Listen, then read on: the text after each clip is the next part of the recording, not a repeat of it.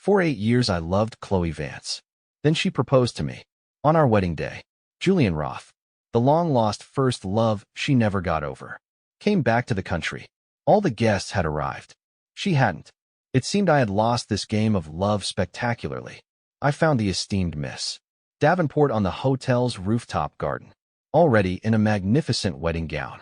"Miss Davenport," I said, "I accept your offer." In the glittering, grand ballroom, guests were finding their seats. The room grew louder, more festive. But there was still no sign of the bride, Chloe, or any of the Van Ses. I tried calling Chloe again, straight to voicemail. "Why isn't Chloe here yet? What's going on?" my mom asked, her voice tight with worry. I gripped my phone, forcing a calm I didn't feel.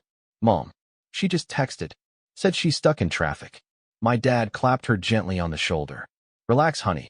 Don't worry yourself sick. It's the most important day of her life. Chloe's a smart girl. She wouldn't be late." My parents adored Chloe, treated her like their own daughter. Our family had gone all out for this wedding, spared no expense, all to show her and her family how much we valued her. Their unwavering trust and affection for her just twisted the knife in my gut. I'd been in love with Chloe for 8 years. When she proposed, I was ecstatic. She insisted on a huge wedding reception before we even file for the marriage license. She insisted I didn't need to pick her up today. I agreed to it all. And in this moment, I finally understood. In this game of love, I had lost completely and utterly. Julian Roth's flight landed today. I had a sinking feeling. Chloe was on her way to the airport to pick him up. I knew Julian was the one that got away, the guy she put on a pedestal. That's why when I heard he was coming back, a ridiculous thought had crept into my mind. Was she just using me to make him jealous? I first fell for Chloe in college. She was feeding a stray cat, a chubby little orange tabby, that rolled over to show her its belly. She crouched down, her face softened by a gentle smile. As she stroked its fur, backlit by the setting sun, she looked like an angel that had fallen to earth. And just like that, an arrow shot straight through my heart. She must be a kind, simple person to make a stray that comfortable. I thought I pursued her for a long time, but she always gently turned me down. Yet whenever she ran into trouble, I was the one she called. My friends all called me a simp, but I just laugh and say, I was a knight charging in a battle for love. If you don't really love someone, who would willingly play the fool? The second she cried, I was powerless to ignore her. I knew from the start, there was someone else in her heart. On graduation day, Chloe finally seemed moved by my persistence. The day we got together, she clutched my sleeve, her eyes filled with a careful mix of guilt and apprehension. "Ethan," she'd said, "there's someone I haven't completely let go of yet, but I'll try my best." When she saw my face fall, her eyes reddened and a single, perfect tear traced a path down her cheek. "I'm so sorry. If this bothers you, we don't have to do this." I mistook her confession for honesty and kindness. After a moment's hesitation, I pulled her into a tight hug. "It's okay," I said, "I can wait." In my infatuation, I never considered that being moved wasn't the same as being in love. I spoiled Chloe rotten. We almost never fought, except for that one time. For years into our relationship, Chloe agreed to move in with me. I went over to help her pack. After clearing out what I thought was a pile of junk, I came back to find her, frantically tearing her apartment apart. When she saw me, she looked up, her face streaked with tears. "Did you see my box? It's gone." I rushed to wipe her eyes. "The blue cardboard one I saw in the corner with the trash. I thought you didn't want it, so I took it out." The color drained from her normally sweet face, replaced by an icy glare I had never seen before. She slapped my hand away. "Who the hell gave you permission to touch my things? Where did you throw it?" Her words hung in the air. I was stunned. She seemed to realize it too. After a moment of silence, her voice was still sharp, as if I were a long-hated enemy. "If you can't find it, we're breaking up." I said nothing. Chloe's face was a mess of anger and unshed tears. I went downstairs and lit a cigarette, but the nicotine couldn't quell the fire in my gut. There was lying in the dumpster, her all-important box. I had looked inside before tossing it. It was full of letters Julian had written to her. There were also countless train tickets and flight stubs. They'd been in a long-distance relationship, and these were from all the times she had gone to see him. She treasured them like relics. I threw out on purpose. I stubbed out the cigarette and, fighting back a wave of nausea, started digging through the trash. My eyes started to burn. It hadn't been 6 months or a year. It had been 4 damn years. For years, and Chloe still wasn't over Julian. I cleaned the box off and gave it back to her. She clutched it to her chest, her eyes full of devotion. Then she asked hesitantly, "Did you look inside, no elite? What's so important in there?" "Just some stuff from when I was a kid," I panicked. "I'm sorry I was so harsh." She paused, her gaze shifting away, her meaning clear. Things that happened, they really happened. Even if they're in the past, they're still beautiful memories. Her eyes met mine. "You can understand that, right?" I forced a stiff smile and didn't answer. The rest of the move was silent. I felt a cold, hard calm settle over me. The love I had for Chloe was beginning to crack. After that, I grew distant. She noticed and responded with her own brand of cool indifference. We lived under the same roof, but might as well have been invisible to each other. The stalemate broke on her birthday. I used the excuse of working late, but I had already ordered a cake and flowers, planning to surprise her when I got home. When I opened the door, the apartment was pitch black. Faint moonlight filtered through the window, illuminating a small figure curled up on the floor. Chloe was sitting with her knees drawn up to her chest, her face buried in her arms, her shoulders shaking with quiet sobs. I set the cake and flowers on the table in front of her and turned on a floor lamp. "What's wrong, princess?" I asked, my voice as gentle as I could make it. Chloe looked up, her eyes as red as a rabbit's, but her words were still sharp. "You're an asshole, Ethan Foster." Okay, I'm an asshole, but don't cry on your birthday." "All right, I got you flowers and a cake." I'd also saved up to buy her the designer bag she wanted as a birthday gift. At the sight of everything, Chloe's tears flowed even faster. She threw herself into my arms, blaming me for my recent coldness. "I only snapped at you once. You're so mean. And you worked late on my birthday instead of being with me." It took a while to calm her down.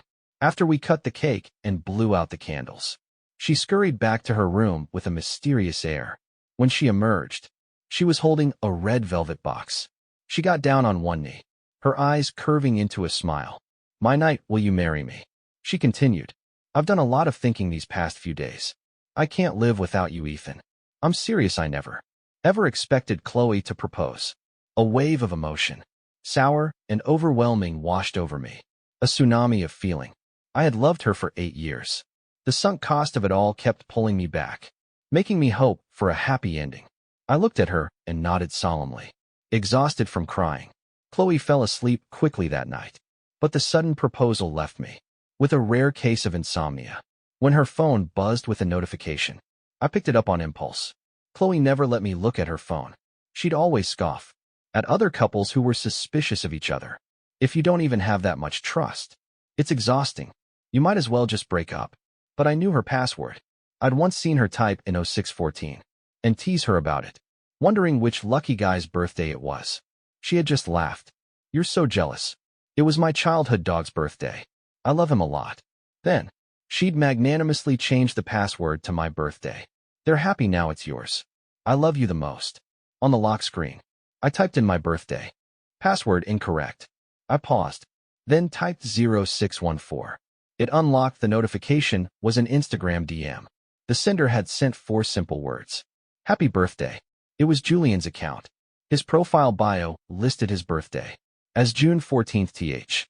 His most recent post was a photo taken in a restaurant. A beautiful woman with flawless makeup and striking features was smiling at the camera. Clearly, he had taken the picture. The phone's light was blinding in the dark. It all clicked into place, and I couldn't help but laugh. Chloe's tears tonight. They were for him. I didn't sleep a wink. I spent the night on the balcony, chain smoking, the ring in my palm feeling heavier by the minute. When Chloe woke up, I tossed the phone in front of her. She looked down and said nothing. She didn't accuse me of snooping. She just started packing her things with a cold indifference. I grabbed her arm. She violently shook me off, her tone dripping with sarcasm. "Since you doubt my feelings, there's no need for us to get married. Ethan, my conscience is clear." A clear conscience, right? I had loved her for 6 years. I couldn't let it go. When my family ran into some trouble, right after graduation, when I was at my most broke, she had stayed by my side, even secretly slipping me cash to help out. When my startup was just getting off the ground, and the pressures of the real world were crushing my youthful spirit, she would hold me and tell me I wasn't alone. She was wonderful to my parents, and they loved her. Her family didn't like me, but she fought them to be with me. And now she had proposed. How could I just give up? Chloe's complete lack of guilt tipped the scales in my mind. I wanted to believe her. I wasn't ready to give up. I decided to gamble. This was my last chance for Chloe. The ballroom was nearly full, but the Vance family was nowhere to be seen. Around a corner in the hotel corridor, I overheard Chloe's best friend Becca. On the phone you saw Julian. You're back together. That's amazing.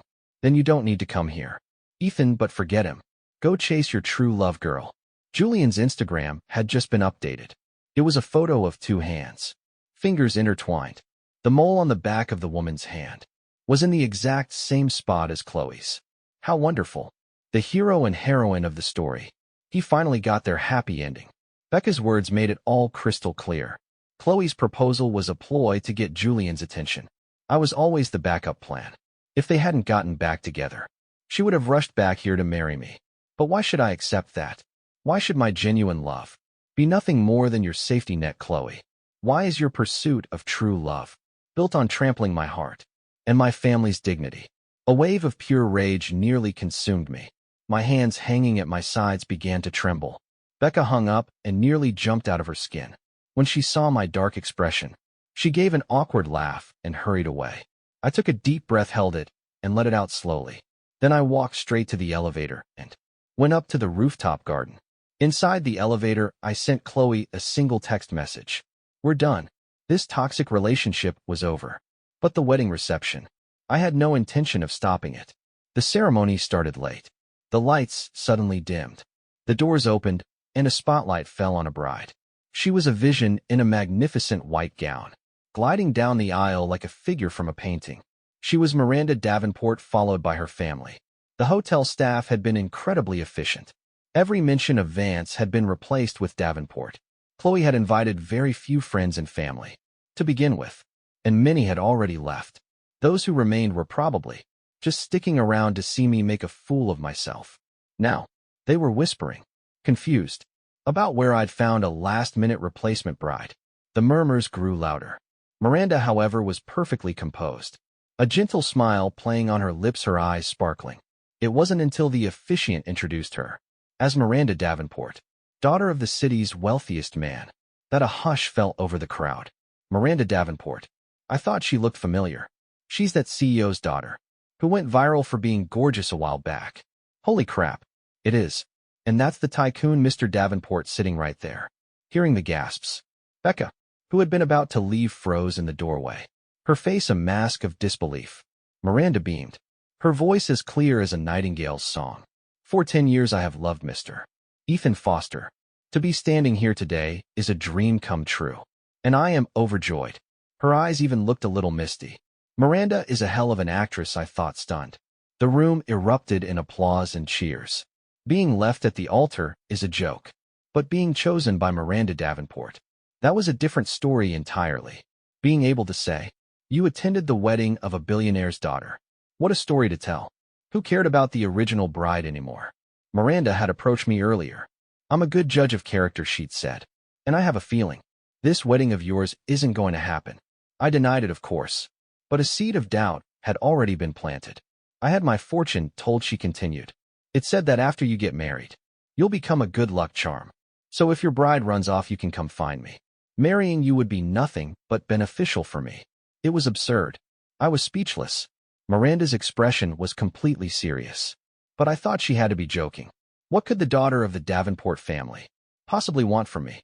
Even more absurdly, in the end, I actually want to find her. In a rooftop garden, Miranda was already in full makeup, her hair perfectly styled, wearing a gown that screamed luxury. She looked completely confident, though she let out a small sigh of relief. You took your time getting here. My parents were shocked by the bride swap, but their anxiety melted away as they chatted with the Davenports. My mom pulled me aside, muttering about the Van Cesses under her breath. That family is just trash. Now you listen to me. You'll be good to Miranda. I can tell her whole family is genuine, and it's clear that girl really likes you. The moment Miranda glanced our way, my mom's scowl vanished, replaced by a brilliant smile. After the reception, Miranda insisted on coming back to my new place with me. The apartment I had shared with Chloe was a small place. My parents had helped me buy. Now that my company was doing better, I had saved up and bought a much nicer, larger condo to be our marital home. But it was nothing compared to what the Davenports were used to. Unsure of what this heir was thinking, I felt awkward. My place isn't very big. You might not be comfortable. Miranda stared at me bewildered. Are you a man or not? Kicking your wife out on your wedding night. You want to live separately right after getting married. But our situation is unique. My words clearly annoy her. Ethan, since you agreed to marry me, loyalty is the bare minimum. I sighed, feeling helpless. You're overthinking it. The heiress wasn't having it. With a wave of her hand, she had people start moving her things in. That night, she moved into my home the next day. Miranda dragged me to the courthouse to get our marriage license. Then she disappeared. I had to go back to the old apartment to pack up the rest of my things. I paused downstairs, hesitant. I didn't know if Chloe would be there, and I didn't want to face her yet. I already felt disgusted, but I had no idea it was about to get so much worse. I opened the door and froze. There was a pair of men's shoes in the entryway. That didn't belong to me. The apartment was a mess, especially the couch. My body tensed. By the time I reached the bedroom door, I was shaking with rage. Chloe had once told me, very firmly, that she was extremely traditional, and that I had to respect her. So even while living together, we slept in separate rooms. I had never crossed that line out of respect for her. We had barely even kissed. And now men's and women's clothing were scattered across the floor. Lying in bed next to a sleeping Chloe was Julian Roth. Her eyes fluttered open, drowsy, and widened in panic when she saw me. She clutched the sheets to her chest. Get out, she shrieked, her voice cracking. Lady, this is my house. If you want to fool around, fine. But do you have to do it in my home, just to rub my nose in it? I let out a cold laugh. Before I could move, I heard a voice from the living room. It was Miranda. Hubby's moving today, so I thought I'd sneak over and give him a little surprise. Hey, everyone, look, this is the bedroom. Miranda appeared behind me. A faint scent of rose and sandalwood washed over me, strangely calming. She looped her arm through mine, holding her phone up in her other hand. She was on Instagram Live. After going viral, Miranda had amassed a couple of million followers. Her smile was dazzling, like a siren luring sailors to their doom. But when she saw the scene in the bedroom, her smile froze. A second later, she clenched her jaw and quickly moved the phone away. Shit, I'm gonna get banned for this. I didn't have to guess. The two lovebirds had just made their debut. On her live stream, Chloe let out a piercing scream. Julian, woken by the noise, looked around in a daze. Then Miranda, feigning surprise, delivered the killing blow. Honey, isn't that your cheating ex-girlfriend? Who loves playing the other woman? The one who kept a key to your place and brought her boy toy over. Miranda switched to honey so naturally. The word echoed in my head, leaving me momentarily blank. In that instant, a thought surfaced. Did Miranda come up here just to stick up for me? Her words were a direct hit. Julian had a fiancée, an arranged marriage set up by his family. Chloe couldn't have been unaware of that. But Julian was her first love and came from a wealthy family. She wasn't going to let go that easily. So yes, she knowingly became the other woman.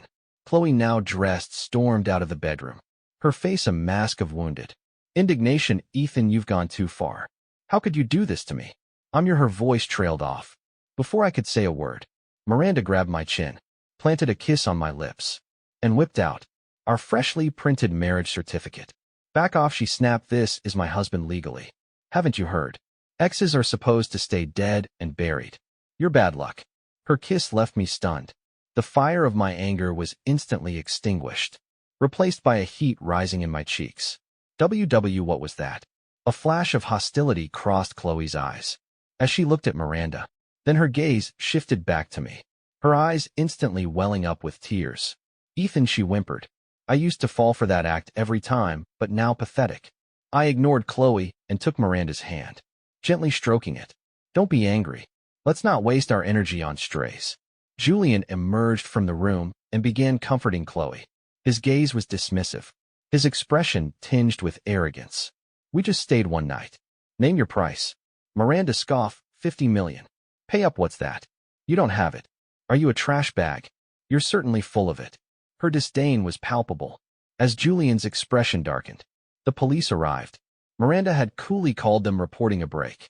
In the moment she saw the officers, Miranda's demeanor changed completely. Her eyes filled with tears. "Officers, it's them. My husband's ex-girlfriend. Brought her boy toy to our house. They're trying to retaliate against us. Oh, I'm so scared." She sobbed. The officers comforted her briefly, before turning a stern gaze on Chloe and Julian. "You two, please come with us to the station to give a statement." Chloe stared at me in disbelief, probably thinking I was heartless. She bit her lip so hard it turned white. I didn't care. I turned to Miranda and said, "This whole apartment feels tainted now. I'm selling it."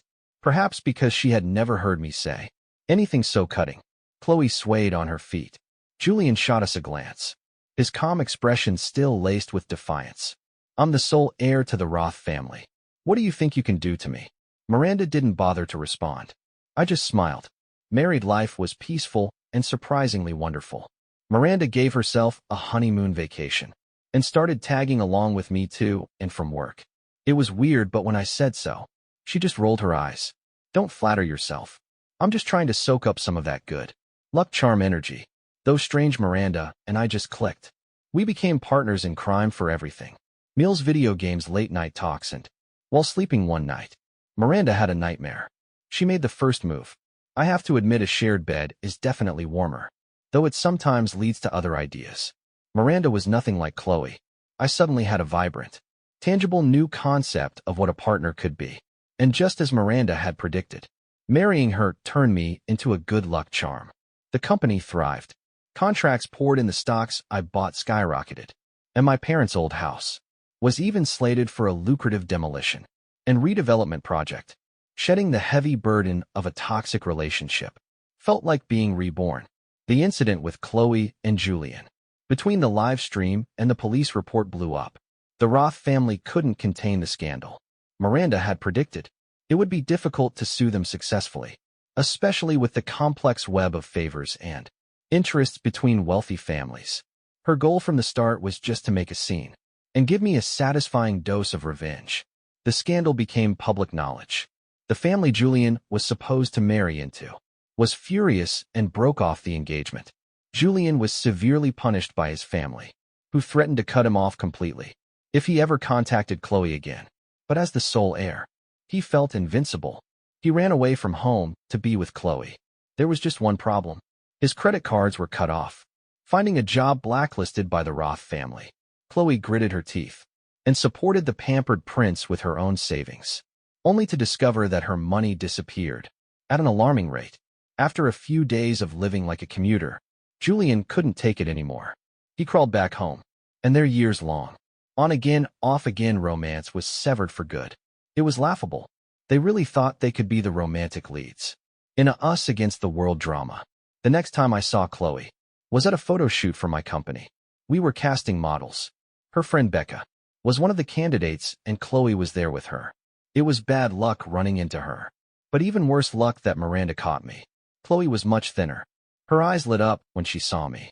The selection was nearing its end, with the final spot down to Becca and a striking biracial model. Becca and Chloe kept glancing my way. My phone buzzed, a text from Chloe. "Ethan, Becca is innocent. Please be professional. Don't let what happened between us affect her. I'm begging you." I didn't reply. The design team had a serious discussion in the end. Becca was cut. As I was leaving, Chloe blocked my path. Behind her, Becca looked pale and wrong. Becca had always been arrogant and difficult, and her modeling career had been struggling for years. Bringing Chloe here today was a calculated move. Chloe's voice was laced with disappointment. "You weren't like this before, Ethan. Why are you holding a grudge and targeting Becca?" Facing Chloe now, I felt nothing. "Think whatever you want." She was irrelevant. I couldn't be bothered to explain. She bit her lip and started with her damsel in distress act, her eyes welling up. "I'm sorry. If you want to take your anger out on someone, take it out on me. It was my fault. But we have so much history. Can't you just leave her out of it?" I panicked, my brow furrowing tightly. Not because of Chloe, but because of Miranda. She had just texted me. Well, Mr. Foster catching up with an old flame. Danger. The heiress must have spies in my company. I glanced over my shoulder. My assistant, all 6'2" of him, guiltily avoided my gaze and seemed to shrink a little. The traitor. When I didn't respond, Miranda sent a smiley face emoji. I broke out in a cold sweat. The pressure was immense. I ignored Chloe and shot a death glare at my assistant. Cancel my afternoon meetings. I'm going to see Miranda. Chloe, who had never been so thoroughly ignored by me, grew desperate. She grabbed the hem of my shirt, her eyes darkening. You're just trying to make me angry, aren't you, Ethan? Well, congratulations, it worked. I was just insecure about Julian. She pleaded. I realized now that you're the one I love. I'm sorry it took me so long to see it. I really miss you. I know you don't love Miranda. Don't be so cruel. Just look at me again, please. Her voice cracked with a sob. I gave her a strange look and shook my head. Lady, my name is Ethan, not doormat. Miranda is beautiful, brilliant, and has a great figure. She protects me. I remember everything she's done for me. I'm not some heartless leech. Why wouldn't I love her? Besides, we're married. I will love her, and I'll be faithful to her for the rest of my life. Miss Vance, we are on different paths. Love doesn't just vanish in an instant. It was eroded bit by bit over 4 long years. The moment I decided to end things, I no longer loved her. Chloe didn't understand that. My past indulgence had given her a dangerous level of confidence. She couldn't take a hint. She even tried to throw herself in my arms. Her voice deliberately soft and coy. I don't believe you. How could you not love me, babe? I was wrong. Just let them pick Becca. Chloe's love was always tangled up with self-interest and calculation. It was nauseating, but she never reached me, because Miranda had appeared behind me at some point. Miranda's expression was cold, and she seemed irritated. I thought she was going to hit someone, but she just pulled me back behind her. Chloe, unable to stop her momentum, stumbled and fell to the ground. Ouch, that hurts. She whimpered. Her palm was scraped and bleeding slightly. She looked up at me, her eyes glistening. Becca rushed over to help her up. Ethan, don't be such a jerk. Chloe was with you through all the hard times. When you were starting your business. Have you no conscience? Miranda stood in front of me, her voice dripping with sarcasm. Well, this is a first. I've never seen someone so shameless about being the other woman. You want to talk to me about conscience? Was it Ethan who cheated? Let me remind you one more time. Ethan and I are married. So what are you scared? Chloe's voice trembled, each word laced with desperate sincerity. Ethan and I knew each other for 8 years, and we're in love for 4. Do you really think someone like you, who just jumped in the middle, can compare to that? Yes, I can. Chloe's blind confidence was astounding. I took Miranda's hand, lacing our fingers together, and looked at Chloe with disdain. Of course she can, Ethan. Don't let her fool you, Chloe cried, agitated. She's just using you as a substitute. Julian told me everything. Everyone knows. Miranda Davenport has been in love with someone for 10 years. She only married you to keep up appearances. Miranda's hand stiffened in mine. For a rare moment, she was silent. Oh, a substitute, great. I love cosplay. I set my voice even. I turned to Miranda, my tone softening. Let's go home. My response seemed to stun Chloe for a second. Then she yelled after us a pathetic comical sound. Fine, break up with me, but give the modeling spot to Becca. Don't take out on her. My assistant blocked Chloe, explaining calmly. The company's hiring decisions are based on a comprehensive evaluation. Miss Becca was not selected because her personal values do not align with our company's, and her professional reputation is average. While the 2 models' technical skills were comparable, the other candidate was objectively the better choice. Becca wasn't a good person, and her skills weren't exceptional either. On the way home, Miranda was quiet and subdued in the car. She rested her chin on her hand and suddenly spoke. Is there anything you want to ask me? Patches of light danced across her face. If I turned my head slightly, I could meet her amber eyes. I hesitated, unsure of what to say. Everyone has a past. The present is what matters. TCH, forget it. Miranda turned to look out the window. If you want a divorce, just tell me. I was taken aback. What? She looked at me, her expression serious. Because I'm afraid you don't love me. Chloe didn't give up. She tried to contact me constantly, until I blocked her completely. Was it love? Of course not. For the 4 years we were together, she didn't work. I supported her. As my life improved, so did her standard of living. I later found out that after her dream of becoming Mrs. Roth was shattered, she finally got a job. Becca helped her get an internship as an assistant at her agency. If Becca had landed the contract with my company, it would have benefited them both. A beautiful plan, but it fell through. And Chloe's drama had changed. Miranda. She seemed to be sulking, and I couldn't figure out why. In a complete reversal of her usual behavior, she stopped being so clingy. I tried to tease her about it. I was lying, Miranda said flatly. There's no such thing as a good luck charm. You succeeded on your own, okay? But that wasn't the point. Right now I was at a loss. Miranda, what's really going on? Nothing. The university invited me back to speak at the alumni homecoming in a couple of weeks. Will you come with me? Miranda turned and glared at me. Returning to the old stomping grounds. But with a new person by your side, wouldn't I just be getting in the way of you? And someone else reminiscing about the good old days. Ouch. Miranda knew Chloe and I went to the same university. This sounded a lot like jealousy. I shook my head firmly. Of course not. What are you talking about? Miranda snorted, her voice dripping with sarcasm. Oh, I think I would be after all. An 8-year history. How could a latecomer like me possibly interfere with that? My head was starting to hurt. I had zero experience dealing with a jealous girlfriend and was completely out of my depth. While I didn't say anything, Miranda got even more worked up. You're not even angry. Hearing you might be a substitute. You don't even ask, what are you, a saint? Sitting on the couch. Miranda's eyes were sharp, her face flushed with anger. My headache intensified. Why are you taking their nonsense to heart? What is wrong with you? I was trying to placate her, but she cut me off fiercely, deploying the ultimate weapon. You just don't love me. What's wrong with me? You're what's wrong. That person I've supposedly been in love with for 10 years. It's you. You idiot. You clueless moron.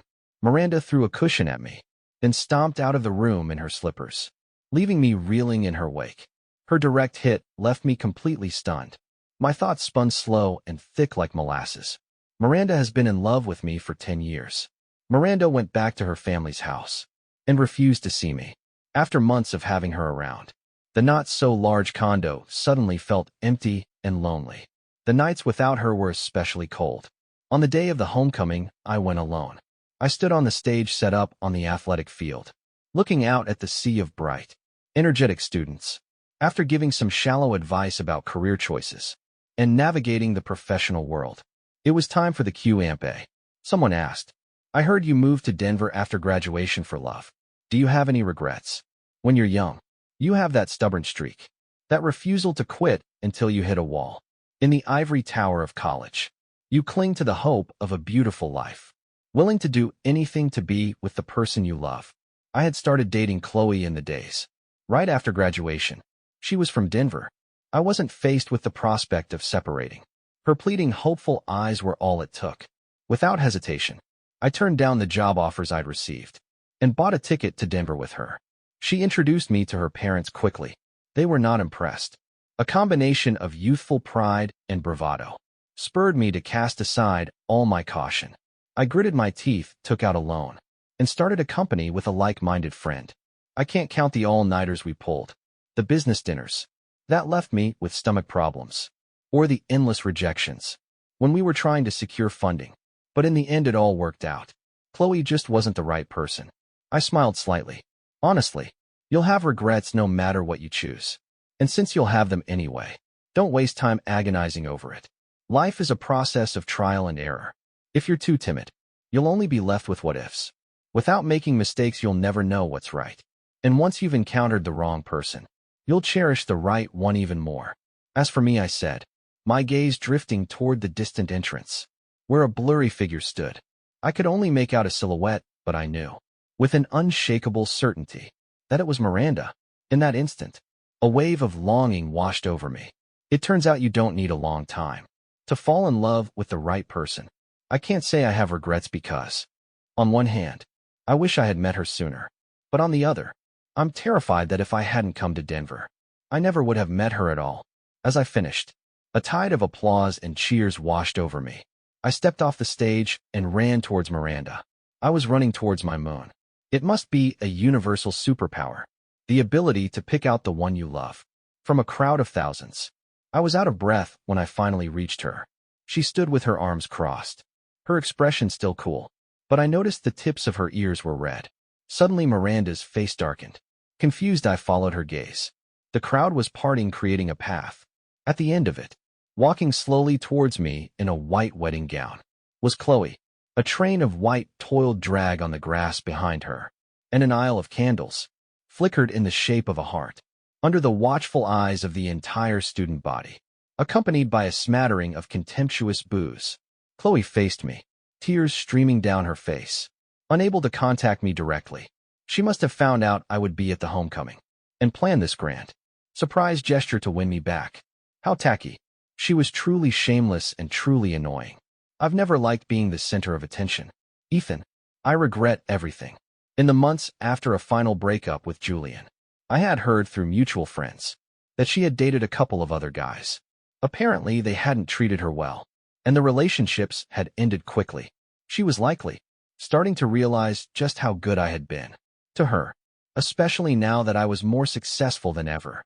Her determination now was even greater than mine had been back then. She probably did regret it. But what did that have to do with me? Before I could speak, Chloe's parents, who had once looked down on me, rushed out from the side. Her mother spat on the ground and yelled, "My daughter was a good, innocent girl who gave you the best years of her life, with nothing to show for it. And what did you do? The moment you had a chance, you married someone else. You good-for-nothing freeloader. Either you pay for her wasted youth, or we'll make a scene you'll never forget." Her father stood there, a cigarette dangling arrogantly from his lips, his eyes just as menacing. They thought they could embarrass me, but they seriously underestimated today's college students. The booing from the crowd grew louder, but the Vances just glared back, their faces thick with entitlement. "Lady, please," a voice called out. It was one of my former classmates. "Don't be ridiculous.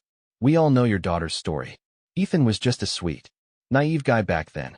She strung him along in a long-distance relationship, while playing the victim. Everyone knew she was the biggest pick-me girl at CU Boulder." Chloe's mother sneered. "What do you know? You little brat. Ethan's career wouldn't have taken off without my daughter's help." He was talking about that incident. Miranda, standing beside me, suddenly squeezed my hand. "Ethan, I was the one who helped you back then, not her." If Miranda said it, I believed it. The years-long lie was exposed. Chloe, her face still stained with tears, stared at Miranda in shock, a whirlwind of emotions flashing across her face. 15, I never would have guessed. The one who helped me was Miranda, Chloe's mother, hands on her hips, and ready to launch into a tirade against Miranda, was silenced by my next few words. "At that investor mixer back then, your son Kevin begged me to let him tag along to see the world. Ended up getting drunk and assaulting Mr. Anderson, which nearly cost my company its funding." "Are you seriously bringing that up?" "Mr. Anderson was kind enough not to press charges at the time, but he and I are on good terms now, and I still have all the evidence. We could sue Kevin and send him to prison at any time." I smiled at Chloe's parents, as if making a friendly suggestion. "So let's part ways amicably. Stop bothering me." The Vances, who had been as aggressive as charging bulls just moments before, deflated. They stood their mouths agape, speechless. Chloe's brother Kevin was the golden child of the family. The thought of their precious son having a criminal record terrified them. Kevin, who cared immensely about his image, had been hiding in the crowd. When he heard what I said, his face went white, and he frantically motioned for his parents to back down. Back when I was struggling with funding, my angel investor appeared out of nowhere. When I mentioned it to Chloe, her face lit up with surprise. She claimed she had mentioned my predicament to a friend, and she couldn't believe it had actually helped. I believed her. I thought it was Chloe who had pulled strings for me, and I had always been grateful for it. The Vances were such hypocrites. But now I didn't need to seek revenge. They had tried to use public opinion against me, and it had backfired spectacularly. The crowd was buzzing. "That woman is so shameless. What a manipulator.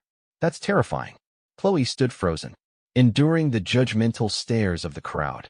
Mortified Chloe, I set my voice clear and steady. "You and Julian are perfect for each other. You only love yourself. But please stay out of my life. You're upsetting my wife. And if you bother us again, I won't be so lenient with your family. After all, I have money, and my wife has even more." I wrapped my arm around Miranda's slender waist, leaned in and kissed her on the cheek, smiling brightly. Being a kept man has never felt so good. 16. The Vances scurried away. I doubt they'll ever dare to show their faces in front of me again. Honestly, I don't even hate Chloe anymore. In fact, I'm grateful to her. If it weren't for her, I never would have married Miranda. I held Miranda's hand as we walked across the campus. Sunlight filtered through the leaves, dappling the path in warmth. I grinned teasingly. I was going to give you a tour, but it seems a mess. Davenport is already quite familiar with this place. Oh, and I heard from Professor that a certain Miss Davenport also went to see you Boulder. And wasn't she in my high school too? As if I had uncovered a long-held secret. Miranda, who was already looking a bit flustered, shot me an annoyed glare. So what if I was? She deliberately sped up, leaving me behind. I watched her go, feeling a daze of happiness. I had gone to see my old mentor, who told me to my surprise that Miranda had also been his student. Miranda wasn't in our department, he said, but she audited my classes all the time. She was so serious and brilliant. She really left an impression on me. He happened to pull out a photo of Miranda from her freshman year. Her young, familiar face jogged a faded memory from high school. I think I had stepped in when she was being bullied once. It was a small thing, but I never imagined it would make her fall for me. All this time without me knowing, Miranda had been following in my footsteps, from high school to college. While I was chasing after Chloe, Miranda must have been watching from the sidelines, her heart breaking for me countless times. The 10 years she mentioned were real. 10 years of secretly helping me secure funding for my company when she knew I was struggling, of believing in me when I was just an ordinary guy, the extraordinary Miranda Davenport, who for my sake felt insecure and timid. She had suppressed her feelings when the time wasn't right, loving me from afar without expecting anything in return. Learning about those 10 years, I couldn't even imagine the heartache she must have felt. A wave of sorrow and compassion washed over me. When I had gone her house to find her, I saw the same orange tabby cat Chloe had been petting on campus. All those years ago, it had gone from a chubby kitten to a chubby old cat. The person who had been feeding it all along was Miranda. I had just caught Chloe petting. At once the person I had missed, separated by years, had re-entered my life in the strangest way. Thank God, thank God. Noticing I had stopped walking, Miranda turned around, waiting for me with an impatient huff. Ethan Foster, are you taking advantage of me? Now that you know I like you, get over here right now. I ran and swept her up in my arms. As she looked at me, surprised and shy, I kissed her. Yes, ma'am. Miranda, story 1. That fool Ethan thinks I fell for him because he helped me once when I was being bullied. That's not it at all. Helping someone once doesn't stop the bullies from coming back. I learned early on that to avoid being a target, you had to be tougher than everyone else. After all, before the Davenports found me at 18, I was just a poor girl raised by her grandma. I first heard about Ethan from my grandma. She told me about a boy in her high school uniform who greeted her every day and bought a roasted sweet potato later. I learned his name was Ethan. One snowy day, my grandma collapsed while selling her sweet potatoes. No one dared to help. Only Ethan. He took her to the hospital and paid the medical bills. Thankfully, it was just exhaustion. Later, Ethan even brought my grandma a thick, warm coat with money secretly tucked inside the pocket. His parents had told him to do it. Ethan and his family were good people. That's when I started to notice him. A crush began to sprout, and before I knew it, it had taken deep root. One afternoon during my sophomore year, I stumbled upon another girl, confessing her feelings to him. A wave of sadness washed over me. I realized I liked him a lot. When Ethan politely turned her down, I breathed a sigh of relief. Lost in thought, I bumped right into him at a corner. He apologized profusely, then noticed my gaze, fixed on the carton of milk in his hand. He scratched his head awkwardly. You want it here? I just stood there holding the milk, not knowing whether to laugh or cry. In college, I finally built up the courage to pursue him, only to find out he was in love with someone else. He was just like me, a stubborn bull charging ahead. Her name was Chloe. I didn't think much of her, so I waited. Like some kind of stalker, I secretly kept tabs on their relationship, only to hear they were getting married. How is that possible? Chloe's eyes weren't pure. Julian himself said she was still in love with him, and it was no coincidence that Julian decided to return on their wedding day. I refused to believe that wedding would actually happen. So, I approached Ethan beforehand. Thankfully, from my sophomore year of high school until now, 10 years later, my secret love has finally come true. It's the best possible ending. The Vance family completely disappeared from our lives. I was very pleased with that. Having my husband's ex-girlfriend hanging around is incredibly annoying. After the two public spectacles they made, Their reputation was in tatters. We didn't have to do a thing. Anyone who wanted to do business with Ethan, or the Davenport family, avoided the Van Cess like the plague. Kevin Vance, a college-educated man, couldn't find a job in Denver and was forced to go back to his hometown to work in a factory. Chloe was pressured into an arranged marriage in her hometown. The funny thing is, I heard her husband cheated on her later. It's true what they say. What goes around comes around. People who trample on true feelings don't deserve to find them. Ethan has been incredibly busy lately. He comes home from work and just clings to me, whining, "Babe, I'm so tired. Cuddle me." He said our first wedding was too slapdash, and that he wants to plan a new one, a real one just for me. My heart melted. But his company is in a major expansion phase, and he's already working so hard. I held in my heart, aching for him. Do we really need to do it all over again? It's so much trouble. Aren't you exhausted? He shook his head firmly. Of course we do. It's no trouble at all. Your husband has plenty of stamina. As I let out a gasp, a wicked grin spread across Ethan's face, and he pounced on me. And it's not just the wedding, the honeymoon, the vacation. I'm making up for all of it.